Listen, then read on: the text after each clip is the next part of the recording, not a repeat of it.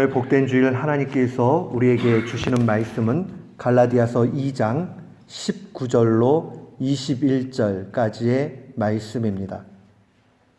갈라디아서 2장 19절로 21절 말씀.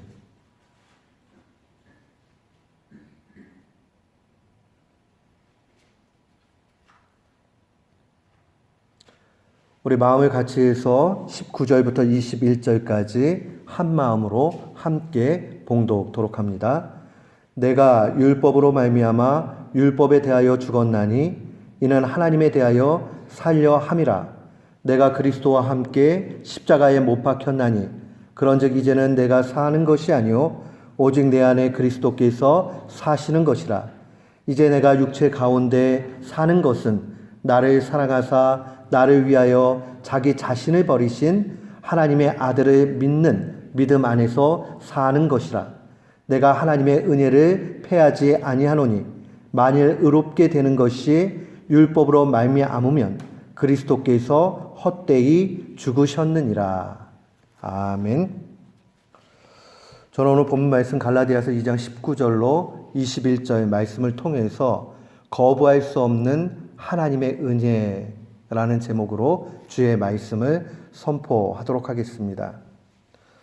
미국에도 마찬가지인데 한국에도 이 질병관리본부라는 곳이 있습니다. 여기서 이제 보통 질병을 잘 관리를 하면서 아주 주되게 하는 일 가운데 하나는 인생에 있어서 생애 전환기가 있을 때에 검진을 잘 받도록 안내하고 또 그렇게 운동을 하는 일들을 합니다. 의학적인 데이터에 따라서 이 40세가 되고 신체 연령이 66세가 되면 생애 전환기다 이렇게 이야기를 해서 더 많은 검사와 이제 그 다음 스테이지로 넘어가는 그러한 몸의 건강을 살필 것을 이야기합니다. 그래서 실제로 한국은 전 국민 그 의료보험이잖아요. 그래서 이때가 되면 안내가 다 와요. 와가지고 신체 검사를 하십시오라고 옵니다. 그러면 그 이전까지 검진 받는 것보다 훨씬 많은 부분들을 이렇게 검사해야 됩니다. 건강하게 살려고 그러면 중간중간에 이러한 검진이 필요합니다. 특별히 생애 전환기에는 더더욱 그렇죠. 신앙도 이와 유사합니다. 내가 신앙생활을 지금 잘하고 있는가? 내가 정말 바르게 하고 있는가? 내 신앙에는 어떠한 빨간불이 켜져 있는가? 이런 것들을 검진해 나가지 않으면 어느 순간 그냥 익숙하게 되어져서 그 익숙함이라는 것은 잘못된 걸로 계속 가는 거죠. 여러분들 운동을 배우려고 그러면 운동 배울 때 코치들이 제일 많이 하는 말이 힘 빼세요, 힘 빼. 이 얘기를 많이 해요. 그런데 어떤 사람들은 그런 티칭을 받지 않죠. 그래 놓고 자기가 열심히 노력을 합니다. 근데 잘못된 자세로 열심히 노력하면요. 그 잘못된 자세가 그 몸에 그대로 배게 되죠. 그러면 안 하면 못해요. 신앙도 그럴 때가 많이 있습니다.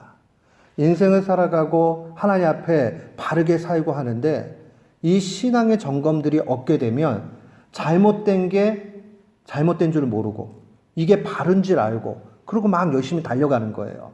근데 어느 순간 자기의 그 지나왔던 신앙의 상황들, 인생의 여정들을 다 살피고 보면 이거 뭐가 잘못됐네? 그때서 깨달을 수 있다는 겁니다. 그래도 그때 그 당시에 깨달은다면 그래도 그 사람 복된 사람입니다. 근데 계속 무시하고 있다가 생을 그렇게 마무리하게 된다면 얼마나 불쌍하고 정말 안타까운 일이 되겠습니까? 오늘 우리는 우리의 신앙을 좀 점검하는 시간을 갖기 원합니다. 우리의 인생 여정 가운데 하나님이 무엇을 바라시는지 한번 좀 생각해 봤으면 좋겠습니다. 오늘 한 사람이 등장을 합니다. 바울 사도입니다. 바울 사도는 하나님 앞에 크게 쓰임받은 하나님의 종입니다. 근데 이 바울은 처음부터 하나님 앞에 쓰임받은 것 아닙니다. 어떻게 보면 이 기독교 신앙에 있어서는 바울과 같이 십자가의 원수로 행한 사람이 없습니다. 십자가의 원수라는 게 무엇입니까? 예수 그리스도를 핍박했던 사람이 없다는 거죠. 그는 예수 믿는 사람 다 잡아서 죽이려고 열심을 내었던 사람입니다. 그러나 그가 다메섹에 있을 때에 예수 믿는 사람 죽이려고 가는 도중에 부활하신 예수 그리스도를 만나게 되고 완전히 새롭게 되어집니다.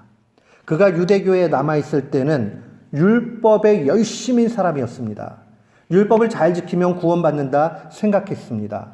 그래서 율법을 열심히 지키고 자기 힘 닿는 대로 그렇게 살아갔습니다. 율법에 충실하다 보니까 예수 믿는 사람들은 유대교를 믿지 않거든요. 잘못됐거든요. 그러니까 그들을 잡으러 거기까지 가는 거예요. 먼 길까지. 정말 하나님을 사랑했던 사람입니다.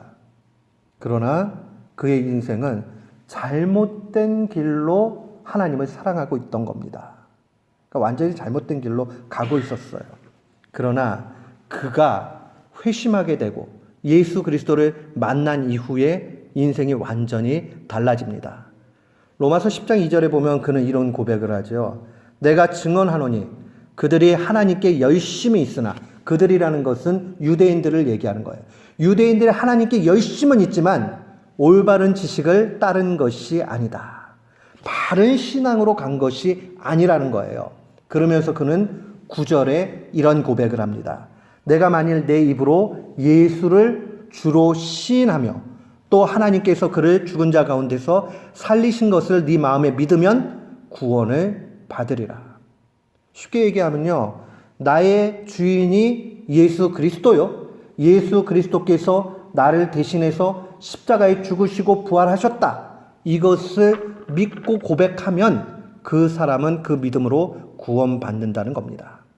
자기의 열심을 통해서 구원에 이르는 것이 아니라 하나님께서 우리를 그렇게 여겨 주신다는 겁니다. 여러분, 이거는 우리 인간관계에서도 쉽게 나타나는 일들입니다. 철이 들게 되면 부모님의 은혜가 생각이 나요. 그래서 이 부모님한테 어떻게 이 은혜를 갚지? 이런 생각이 들어요. 그래서 잘해드리려고 막 노력을 하지만 부모님이 자녀들을 향해서 헌신한 그 사랑을 뭘 한다고 갚을 수 있겠어요? 부족하고 한없이 부족해요. 내리사랑이라는 말 다른 것 아니에요. 자녀가 아무리 사랑해도요, 부모님이 자녀 사랑하는 것만큼 자녀들이 부모 사랑할 수 없습니다. 우리도 우리 부모님한테 그렇게 했고 우리 자녀들도 우리에게 그렇게 하는 거예요. 어쩔 수 없는 상황들이죠. 여러분, 이런 가운데서 우리는 좀 깨달아야 되는 것이 있습니다. 그러나 부모님은 그 자녀들을 향해서 그래, 네가 내 마음을 아는구나 라고 하고 너 그 정도면 충분해 라고 여겨주는 거죠. 마치 하나님이 너 구원받을 만큼 믿음 있구나 하는 것은 우리가 대단한 믿음이 있고 뭐 대단히 내세울 게 있어서가 아니라 하나님이 그렇게 여겨주시는 거예요. 옛날에 한국의 영화 가운데 공공의 적이라는 영화가 있었습니다. 거기 보면 그 띠임 자체가 좋은 띠임은 아니었어요. 뭐냐면 이 한 아들이 부모님을 해치는 그런 주제였어요. 근데 제가 지금 이 말씀을 드리고 싶은 건 그거예요. 근데 그 어머니가 이 아들이 해치는데 봤어요. 자기를 해야 하는 거를. 근데 증거가 남을까봐 그 아들의 손톱을 삼킵니다. 그게 이제 부모님의 마음인 거죠. 그 자식은 폐륜을 저지르지만 부모는 그런 마음이 아닌 거죠. 하나님께서도 우리를 향해서 어떤 마음을 갖고 계시느냐, 그런 거예요. 딱 한없이 부족하고 연약하고 내세울 것 없고 그냥 그 자체로 보면 아무것도 아니지만 그럼에도 불구하고 하나님은 우리를 귀한 존재로 여겨주시는 거죠. 그래서 우리는 그것을 하나님의 은혜라 그렇게 이야기합니다. 우리가 구원받는 것은요, 우리가 어떤 수준에 이르러서 우리가 뭘 하기 때문에가 아니에요. 하나님이 우리를 그렇게 여겨주시기 때문에 우리가 구원을 받게 되는 겁니다. 이게 근본적으로 유대교와 기독교의 차이예요. 유대교는 자기가 열심히 노력을 해서 자기의 수준을 높이는 거예요. 어떻게 해요? 율법의 필요대로 내가 다 지켜갈 때 구원이 이른다 이렇게 생각을 합니다. 그러나 기독교 신앙은 그런 게 아니에요. 우리는 한없이 부족한데 하나님이 우리를 의롭다고 여겨주시는 거예요. 그럼 본질적으로 우리가 정말 의로우냐? 의로운 게 아니죠. 죄인 그대로예요. 그러나 예수 그리스도의 보혈을 믿으면 너는 구원받은 사람이고 죄 없는 사람으로 여겨줄게 라고 하는 거죠. 여전히 우리 속에 부족함이 있고 연약함이 있고 죄성이 있어도 그렇게 여겨주신다라고 약속해 주시는 겁니다. 오늘 본문의 19절로 좀 와서 보세요. 내가 율법으로 말미암아 율법에 대하여 죽었다. 읽으면은 도대체 무슨 말인지를 알 길이 없어요. 그죠? 율법으로 말미암아 율법에 대해서 죽었다. 이 죽는 일들이 무엇이냐? 하나님에 대해서는 사는 일이다. 그냥 이렇게 읽으면 무슨 말인지 잘 몰라요. 하나님이 우리에게 율법을 분명히 주셨어요. 율법이라는 것은 그리스도인들은 이렇게 살아야 돼 라고 하면서 알려주신 거예요. 그래서 우리 보통 십계명이라고 얘기하죠. 그게 율법이에요. 근데 이것을 주신 데는 분명한 의도가 있습니다. 무슨 의도냐? 죄가 무엇인지를 깨닫고 내가 어떤 존재인지를 알려주려고 율법을 주신 거예요. 율법을 딱 가지고 있으면요. 아, 이거 내가 죄구나. 이거 내가 잘못되었구나 하는 것을 분명히 압니다. 우리가요, 만약에 윤리 도덕에 대한 교육을 받지 않으면요, 우리 문화 안에서 그게 잘못되었는지 안 되었는지 모르는 일들이 굉장히 많아요. 그래서 어느 민족이든 어느 국가든 도덕과 윤리의 교육을 시키는 이유는 무엇이 잘못되었는지 뭐가 옳은지를 알려주기 위해서 교육을 하지요. 근데 기독교인들에게는, 그리스도인들에게는 특별히 율법이라는 걸 통해서 하나님이 어떤 게 죄이냐, 어떤 게 죄가 아니냐 하는 것을 알려주십니다. 사랑하는 성도 여러분, 우리가 율법을 통해서 율법을 지켜야지, 율법의 많은 조항들 가운데서 하나만 어겨도 그건 다 어긴 게 되고 말아요. 근데 우리들 가운데 그 누구도, 우리라는 말은 저를 포함해서도 마찬가지예요. 저를 포함해서 모든 사람이 율법에 대해서 한 조항도 어기지 않고 지킬 수 있는 사람이 누가 있는가? 한 시간도 못 지켜요. 주님의 율법에 대한 해석으로 보면 마음의 음욕을 품는 자마다 이미 간음했다라고 말씀하셨어요. 그러면 우리 속에 악한 마음 조금만이라도 있어도, 예를 들면 누구를 미워하거나 무언가에 대해서 감사하지 못하거나, 이거 다 율법을 어기는 일이 되고 말아요. 그럼 우리들 가운데 죄 안 지을 사람이 어디 있겠어요? 모든 사람이 죄 지을 수밖에 없어요. 그러면 딱 깨달아지는 게 있죠. 야, 나는 율법을 지킬 수 없는 사람이구나. 나는 율법으로는 죽을 수밖에 없구나. 이 길 가지고는 구원받을 길이 없구나 하는 것을 깨닫게 됩니다. 그러면 그 다음 단계로 나가야 돼요. 아, 그러니까 다른 길이 필요하구나. 그 다른 길이 바로 예수 그리스도입니다. 사랑하는 성도 여러분, 우리가 이 단순한 진리를 알아야 됩니다. 인생을 달려가다 보면요, 수많은 세상의 철학들을 듣습니다. 여러분들 잘 듣는 얘기들 가운데 하나가 열심히 살면 돼. 열심히 살면 반드시 좋은 결과 있어. 열심히 안 사는 것보다는 열심히 사는 게 좋아요. 근데 여러분들 실제 우리의 삶 가운데서 열심히 살면 다 성공하나요? 열심히 살면 다 되나요? 열심히 살아도 안 될 때가 훨씬 많습니다. 그러면 어떻게 살아야 됩니까? 나의 열심과 나의 노력과 이게 가치 없는 일은 아니지만 그렇게 산다고 해가지고 우리의 인생 문제가 다 해결되는 것 결단코 아닙니다. 그렇기 때문에 새로운 길이 필요해요. 그게 바로 예수 그리스도입니다. 구약에 능통했던 사람 가운데 히브리서를 쓴 그 하나님의 사람은 이렇게 이야기를 합니다. 예수 그리스도를 가리켜서 그 길은 우리를 위하여 휘장 가운데로 열어놓으신 새롭고 산 길이다. 새롭고 산 길. 새롭다라는 것은 이전의 방법과 다르다는 얘기고요. 산 길이라는 것은 우리에게 생명을 주는 길이라는 거예요. 여러분, 이 말이 좀 어려울 수 있지만 쉽게 이야기하면 이런 거예요. 우리 치료제라는 게 있고 진통제라는 게 있죠. 진통제라는 것은 단지 통증을 없애는 거지 치료를 해주는 건 아니죠. 내가 심각한 병에 걸려가지고 너무 아프면 진통제 먹을 수 있지만 진통제 많이 먹는다고 해가지고 치료되는 것 아니에요. 치료제를 먹어야죠. 우리가 열심히 사는 거, 우리가 노력하는 거, 우리가 성실한 거, 우리가 정직한 거, 우리가 지혜롭게 하는 거, 그거 세상 사는데 조금의 유익은 있어요. 마치 진통제 같이. 그러나 그것이 우리의 인생을 생명길로 보장하지 않습니다.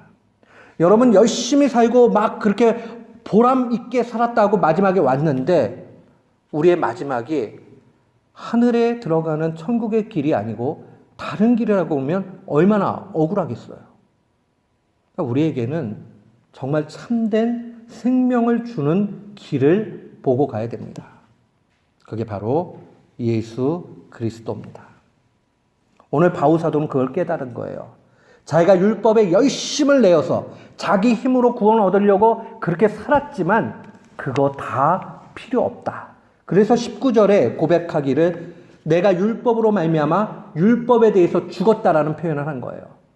율법을 잘 지키려고 노력하니까 내 양심이 생각할 때 나는 율법을 지킬 수 없는 사람이라는 것을 알게 된 거죠. 그러니까 율법 때문에 율법에 대해서 자기는 무익한 사람, 죽는 사람이 되는 거죠. 여러분, 간혹 이런 사람들이 있어요. 법안을 잘 만들어가지고 누구를 잡으려고 하는데 그 법에 자기가 걸려가지고 죽는 거죠. 딱 그 표현이에요, 이 표현이. 자기가 율법을 통해가지고 구원 얻으려고 열심히 살아가면 되지? 라고 했는데 그 율법에 대해서 야, 이거 이 율법으로 안 되네? 하면서 깨닫게 된 거예요. 그리고 그리스도인들은 그 사실을 알아야 된다고 바울사도는 강력하게 이야기하는 겁니다. 그것이 곧 하나님에 대해서 사는 길이 된다라고 그렇게 이야기하죠. 사랑하는 성도 여러분, 우리가 자신의 힘으로 살지 않고 하나님의 능력으로 산다. 다른 말로 얘기하면 은혜로 산다. 그 은혜의 신비를 깨닫는 일이 필요합니다. 그 은혜의 신비를 깨닫는 것을 오늘 본문 21절에 바울사도는 이렇게 고백하죠. 내가 하나님의 은혜를 패하지 아니하노니 만일 의롭게 되는 것이 율법으로 말미암으면 그리스도께서 헛되이 죽으셨다. 그리스도께서 십자가에 죽으신 그 길이 우리에게 생명을 주는 바른 길이라는 거죠. 이건 뭐 복잡할 필요가 없는 거예요. 단순해요. 여러분, 우리가 애쓰고 힘쓴다고 거기에서 만족할 만한 것을 거둘 것이 없습니다. 우선순위가 변해야 됩니다. 우선순위가 예수 그리스도가 되어질 때 우리의 열심도 그 다음에 의미를 찾을 수 있는 거예요. 예수 그리스도 없이 자신이 열심히 살면 무언가 얻을 수 있다? 세상에서 조금 얻을 수는 있어요. 명예도 조금 올라갈 수 있고요. 돈도 조금 얻을 수 있어요. 그러나 그거 가지고는 나중에 후회만 있을 뿐입니다. 사랑하는 성도 여러분, 우선순위의 변화, 예수 그리스도가 가장 중하다는 그 모습이 우리 가운데 필요합니다. 여러분, 우리의 삶 가운데 무엇이 우선순위입니까? 자식이 잘 되는 거요? 그것도 조금 좋을 수도 있어요. 내 명예가 올라가는 거요? 그것 좀 같이 있을 수 있어요. 돈 많이 버는 거요? 그것 좀 권세도 있고 괜찮지요. 그러나 마지막에 정말 그거 다 얻고 내 생명은 구원을 얻지 못한다면 얼마나 후회스러운 삶이 되겠습니까? 우선순위가 예수 그리스도가 될 때 그 다음에 다른 것이 의미를 가질 수 있습니다. 예수님이 이 땅 가운데 계실 때 분명히 말씀하셨어요. 마가복음 10장 29절 30절에 보면 주님이 이렇게 말씀하십니다. 예수께서 이르시되 내가 진실로 너희에게 이르노니 나와 복음을 위하여 집이나 형제나 자매나 어머니나 아버지나 자식이나 전토, 재산이죠. 전토를 벌인 자는 현세에 있어 집과 형제와 자매와 어머니와 자식과 전토를 100배나 받되 박해를 겸하여 받고 내세의 영생을 받지 못할 자가 없느니라. 사랑하는 성도 여러분, 이게 하나님의 방법이에요. 우리가 우선순위를 예수 그리스도로 두게 되면 조금은 손해볼 수 있는 것 같이 느껴질 수 있는 게 있어요. 예수 그리스도를 우선순위 두면 이 땅의 가치로 볼 때 좀 놓치는 게 있는 것 같이 보일 수 있어요. 그러나 그렇게 하게 되면 마지막에 볼 때에 그 모든 것들을 보상받을 뿐만 아니라 내세의 영생을 선물로 받게 됩니다. 이게 중요해요. 여러분, 어떤 위치에 올라가는 사람은 노력 없이 올라가지 않습니다. 그렇죠? 공부를 잘하려고 그러면 공부 안 하고 머리로만 공부하는 데는 제한적이에요. 한계가 있죠. 분명히 시간을 투자해야 돼요. 그 친구가 그 성적을 얻으려고 그러면은 자기가 놀고 싶은 거, 또 먹고 싶은 거, 어울리고 싶은 거 이런 거 절제를 해야 되겠죠. 그러나 나중에 시험을 보고 평가를 하고 시상을 받을 때는 그 다음에는 가치 있는 일이 되게 되잖아요. 이 땅의 삶도 마찬가지입니다. 내가 원하는 대로 나의 쾌락을 좇아서 살게 되면 나중에는 이거 아닌데 하다가 마음속에서 야, 이거 잘못됐구나 라고 하고 후회가 되겠죠. 사랑하는 성도 여러분, 우선순위가 예수 그리스도가 되어야 합니다. 예수 그리스도가 최우선된 그러한 신앙의 삶은 후회가 없게 돼요. 정말 그래요. 예수 그리스도를 제대로 믿고 살게 되면 정말 마지막에 후회가 없어요. 왜 그런지 아세요? 저는요, 많이 살지는 않았지만 목사니까 케이스를 다룰 일들이 많잖아요. 그러면 데이터에 의해서 보면 믿음 생활 잘하신 분들 가만 보면요, 나중에 말년에 돌아가실 때쯤 이렇게 해가지고 보면 하나님이 보상해 주신 게 너무 많아요. 고생 엄청나게 하신 분들이 있어요. 복음을 위해서. 그런데 나중에 보면요, 하나님이 그 자손들을 어떻게 인도해 가시는가가 눈에 그대로 보입니다. 저는 제가 목회자 자녀가 아니기 때문에 할 수 있는 얘기예요. 목회자 자녀들이 고생들을 많이 하는 경우가 있어요. 뭐 지금은 조금 달라졌지만 옛날에는 많이 그러셨어요. 그래서 목사님하고 자녀하고 막 성도들이 비교해요. 야, 니네 아버지 훌륭한데 너는 왜 이렇게 안 훌륭하냐? 그럼 그 아이가 얼마나 힘들겠어요. 그리고 친구들하고 있다가도 하면은 이 목사 자제들은 교회 안 나올 일은 없잖아요. 그러니까는 다 선생님들이 한 명, 두 명 다 야단친단 말이에요. 그러면 굉장히 힘들죠. 그런데 나중에 보면 그 아이들이 중간에 곁길로 가는 경우도 있어요. 그러면 나중에 보면 그 아이들이 다 제대로 오게 되고 하나님 앞에 은택을 입은 것을 많이 보게 됩니다. 여러분, 하나님께서는 정말 남 모른다고 입을 이렇게 닦으시는 일이 없으세요. 사람은요, 그럴 때가 있어요. 그냥 대충 넘어가자 하고 입을 닦을 때가 있죠. 또 마음은 있지만 능력이 안 되고 실력이 안 돼가지고 보상을 못 해줄 때가 있어요. 그러나 하나님은 그러지 않으세요. 여러분, 정말 예수 그리스도를 우선순위 두고 살면 그 가운데 하나님께서 베풀어 주시는 은혜가 분명히 있습니다. 이 땅에서도 있고 동시에 내세의 영생을 받지 못할 자가 없다. 제일 큰 것 아니겠어요? 사랑하는 성도 여러분, 우리는 한번 이 시간에 점검해 봐야 됩니다. 내 삶의 우선순위를 예수 그리스도 둬야 되겠다. 예수 그리스도를 최우선순위 둔 신자는 어떻게 살겠습니까? 오늘 20절에 구체적으로 그 삶의 방식이 기록되어져 있습니다. 내가 그리스도와 함께 십자가에 못 박혔나니 그런즉 이젠 내가 사는 것이 아니고 오직 내 안에 그리스도께서 사시는 것이다. 쉽게 얘기하면 세상은요 이렇게 얘기해요. 내 인생은 나의 것. 그리고 자기가 책임져야 된대요. 자기가 즐겨야 된대요. 자기가 열심으로 살아야 된대요. 이런 것을 철학자들은 조금 유식한 말로 자율적 인간이다 이렇게 얘기합니다. 자유를 가지게 되면 그 가운데 행복하게 되고 정말 인생을 보람있게 산다 이렇게 이야기를 해요. 근데요, 성경은 우리에게 한 번도요, 너희들은 자율적인 인간이 돼야 된다라고 알려주지 않습니다. 오히려 그리스도 안에서 자유를 누리라라고 말씀해 줍니다. 이게 굉장히 다른 거예요. 자율이라는 말은 어토노미, 내가 기준이 돼가지고 내 좋은 대로 살아가는 거예요.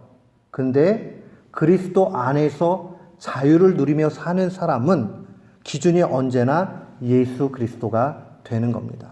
그러니까 우리는 예수 그리스도께 제한받으면서 살아가는 거예요.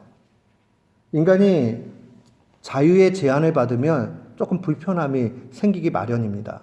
그래서 조금 불편하다 못해 어떨 땐 짜증이 날 때가 있죠. 근데 왜 주님께서 그렇게 하시느냐? 거기에는 의미가 있습니다. 우리가 주님 안에 있을 때에 가장 행복하기 때문에 그래요. 주님은 우리가 행복하기를 원하세요. 물이, 나는, 물고기가요. 난 물이 너무 답답해. 그럼 육지로 나오면 어떻게 되겠어요? 파닥파닥거리다가 좋을 거 하나도 없죠. 얼마 못 지나서 죽게 돼요. 똑같습니다. 그런 상황들을 우리는 분명히 기억해야 됩니다. 우리가 우리 스스로가 주인이 되어가지고 살게 되면 자유가 많고 그 안에 기쁨이 풍성할 것 같지만 결단코 그렇지 않다는 겁니다. 결국 죽음밖에는 나타나지 않아요. 그래서 우리는 그리스도 안에 있어야 합니다. 그것이 바로 믿음의 삶입니다. 믿음의 삶이라는 것은 단순합니다. 주님이 나의 주인이 되어 주시는 겁니다. 이 땅 살아가면서 세상은 자율적 인간이 되세요. 인간의 자유가 커지면 행복합니다. 그래서 사람들이 돈도 벌려고 그러는 거예요. 돈 많으면요, 자기 마음대로 할 수 있거든요. 그거 굉장히 매력 있습니다. 내 마음대로 하는데 돈이 많으면요, 사람들이 굽신거립니다. 돈은 힘이 됩니다. 명예도 마찬가지죠. 명예가 높고 전문가가 되고 그러면 사람들이 그 밑에 머리를 조아립니다. 거기 매력이 있어요. 그러니까 사람들이 권력을 가지려고 합니다. 즐기면서 살고 막 이렇게 하면 재미가 있습니다. 쾌락을 추구하는데도 다 내가 주인 되고자 하는 욕망 때문에 그렇습니다. 근데 그거 아무것도 아닙니다. 여러분 정확하게 아셔야 돼요. 쾌락을 쫓아가고 돈을 쫓아가고 명예를 쫓아가는 것이 무언가 얻은 것 같이 느껴지지만 이거 예수 그리스도 없으면 정말 필요 없는 껍데기가 되고 맙니다. 예수 그리스도 안에 있으니 주님께서 물질도 주셨다. 명예도 주셨다. 또 자유권도 주셨다. 하면 그때 가치가 있는 겁니다. 그래서 우리는 언제나 나는 자율적인 사람이 돼야 되는 게 아니라 예수 그리스도가 기준 돼야 되겠구나 하는 그 중심 있어야 됩니다. 그런 사람은 구체적으로 어떻게 삽니까? 한 가지만 오늘 기억하시면 돼요. 20절 앞에 있는 겁니다. 내가 그리스도와 함께 십자가에 못 박혔나니. 우리 말에는 못 박혔다라고 과거로 이렇게 잘 표현이 돼 있어요. 근데 우리는 꼭 이런 생각이 들어요. 이 본문을 읽으면 내가 그리스도께 아직 못 박히지 않아가지고 자꾸 내 자아가 살아나고 내 마음대로 하려고 하는구나. 그러니까 난 죽어야 되겠구나. 이런 생각을 해요. 근데 이 원문의 표현대로 하면요, 이미 죽어가지고요, 기능을 행사할 수 없는 상황을 표현하는 말입니다. 그러니까 우리가 얼마나 우리의 힘으로 애쓰고 힘쓰는 것이 무용하냐 하는 것을 볼 수 있는 거죠. 여러분, 애쓰고 힘써가지고 그 노력해봤자요, 마지막에 하나님 앞에 섰을 때는요, 아무것도 의미 없는 것이 되고 맙니다. 금, 은, 동 이렇게 있어요. 그런데 나는 아무리 봐도 은이 되게 이뻐 이래가지고 금을 다 제껴놓고 은만 열심히 가지고 모았어요. 근데 마지막에 물건을 팔려고 딱 갑니다. 금값이 은값의 10배 이상 된다고 합시다. 헛노력한 거예요. 헛노력. 아무 필요 없는 거. 마찬가지죠. 우리가 열심히 살고 또 성실하게 무언가를 업고하는 거 다 필요하지만 그리스도 없이 해버리면 바보 같은 짓 하고 마는 겁니다. 사랑하는 성도 여러분, 오늘 주님은 우리에게 분명히 알려줍니다. 너 이미 십자가에 죽었다. 죽은 거 가지고 애쓰고 힘써봤자 아무것도 안 나온다. 그러니까 그리스도를 바라봐라. 그리스도를 바라봐라. 사람은요, 굉장히 긍정적인 것 같지만 긍정적인 사람도 자꾸 생각하면 부정적으로 바뀝니다. 인간의 죄성이 그래요. 자꾸 생각을 하면요, 긍정적으로 가질 못해요. 근데 사람은요, 또 자기 자신을 보면요, 낙심합니다. 여러분, 자기 자신을 보면서 막 희망이 생겨나는 사람은 좀 이상한 사람입니다. 자기 양심이 있거든요. 자기가 얼마나 형편없고 수준 없는 거는 스스로가 제일 잘 알아요. 그거를 모른다고 그러면은 과대망상인 거죠. 자기 자신을 보면 낙심하게 돼 있어요. 또 인간은요, 환경을 바라보면 좌절하게 돼 있습니다. 환경은요, 결단코 사람 편이 아닙니다. 시간도 언제나 시간이 흘러가면서 시간이 나한테 도움을 줄 때는 없어요. 5분밖에 안 남았네? 3분밖에 안 남았네? 나를 목졸르지 시간이 나에게 도움을 주는 경우는 없어요. 좌우를 살펴보세요. 노동을 하고 일을 열심히 하지만 남의 주머니에 있는 돈이 내 돈까지 합법적으로 올 때 얼마나 힘든가 한번 생각을 해보세요. 쉬운 일이 하나도 없어요. 그래서 사람은 환경을 바라보고 좌절하고 낙심합니다. 그러나 위에 계신 하나님, 우리 주 예수 그리스도를 바라보게 되면 거기에 소망이 생깁니다. 우린 그것을 알아야 돼요. 그리스도를 바라보는 것. 오늘 설교 말씀 다 기억 못해도 좋습니다. 여러분, 한 가지를 기억하셔야 돼요. 그것은 바로 우리 주 예수 그리스도만이 우리의 소망이 되고 우리 주 예수 그리스도만이 우리에게 만족을 주신다는 것을 알아야 됩니다. 우리 모두는 다 십자가에 이미 못 박혀 죽어 있습니다. 기능 상실입니다. 사망 언도입니다. 그거 껍데기 가지고 힘쓰고 노력하면 안 됩니다. 내세울 것 있었던 바울 사도가 야, 내 인생에 있어서 그리스도 외에 나머지는 다 필요 없다 라고 고백한 이유는 다른 데 있지 않습니다. 예수 그리스도가 가장 귀하다. 여러분들의 인생 가운데 이거 하나가 중심에 가득 차게 된다면 여러분들의 인생은 이제 새롭게 시작이 됩니다. 오늘 결단하면서 우리 주 예수 그리스도만을 바라보는 귀한 교우들 되시기를 주님의 이름으로 축원합니다. 아멘.